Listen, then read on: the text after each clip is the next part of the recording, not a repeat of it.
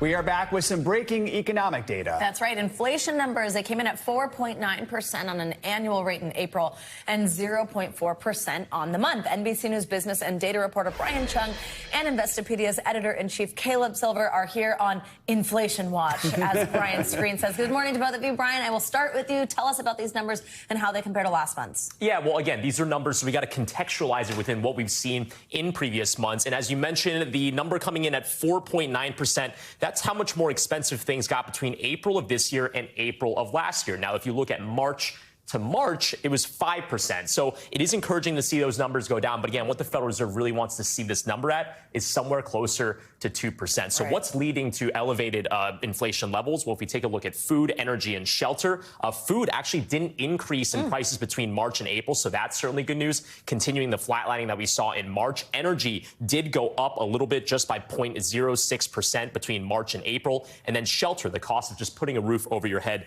did increase by 0.4% in the month of April. So again, rent and mortgages getting expensive, but still encouraging to see that that overall number did tick down a little bit. So Caleb, inflation moving in the right direction, although quite slowly. What are the big takeaways from the data that's just out? The thing about inflation and prices, they can go up real fast. It just takes a long time for them to come down. And that's what we're seeing. Sticky, high prices around the things that we have to spend on every month. Also in this report, gasoline prices contributing to that little increase we saw in inflation. They're at around $3.51 per gallon on average. Remember, a year ago, they were about $4.37. So they're coming down, but they're going to get a little bit more expensive as we go into the summer. But generally, this nice easing of prices is what the Federal Reserve wants to see. And you're probably going to see that reflected in their next decision in June in around 28 days. Who's counting?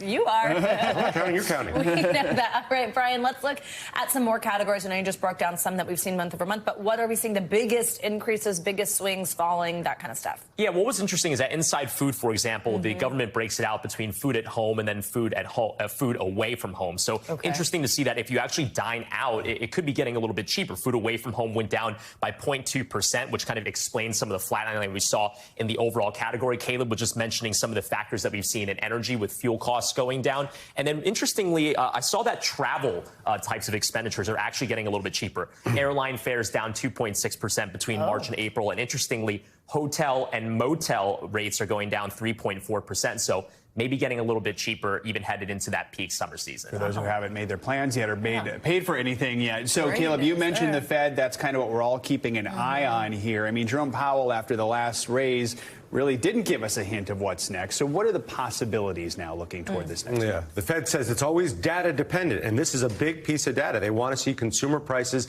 and producer prices, which we get tomorrow, come down to that 2% range that Brian was talking about. But right on the heels of this report is the average hourly earnings report. The Fed wants to bring down average hourly earnings. They want to bring down pay because pay is putting pressure on companies, which then raise prices for consumers, who then back off of spending. That actually was only up 0.1%. Down 0.5% year over year. So wages are starting to decline a little bit as well. Not great for workers, but this is what the Fed wants. This is all kind of working the way the Fed wants it to. So maybe it doesn't have to raise rates again when it meets in June. And Brian, similar question to you. I mean, just like this number that Caleb just mentioned, we have hourly wages, that we've got the interest rate, we have jobs numbers, this inflation. What does all of this together say right now about the state of our economy overall? Well, it tells us that Americans are still feeling the pinch, certainly. And when we talk about just even the numbers that by category, when you take a look at shelter, this is the largest expenditure for almost all American families, right? Rent and then also mortgage. And these numbers have been going up over time. And you can feel it when you go out and try to buy a house, or when you